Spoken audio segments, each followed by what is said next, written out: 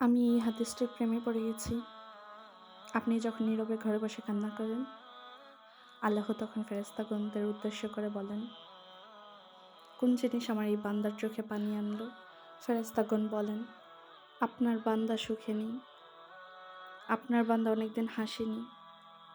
এই বলে ফেরেশতাগণ কান্না করতে থাকে এবং আল্লাহকে বলেন, হে আমার রব, আপনি জানেন আপনার এই বান্দার হৃদয়ে কী হয়েছে, অতএব আপনি তার জন্য সব কিছু সহজ করে দিন। আল্লাহ বলেন, আমার এই বান্দা এমন কিছু জীবন থেকে হারিয়ে ফেলেছে যা সে অধিক ভালোবেসেছিল। অতএব আল্লাহ বলেন, আমি শপথ করছি, আমার বান্দা তার জীবন থেকে যা হারিয়েছে এর চেয়ে উত্তম জিনিস তাকে এনে দিব, যা দেখে দুনিয়া আখিরাতে সবাই বিস্মিত হবে। আলহামদুলিল্লাহ।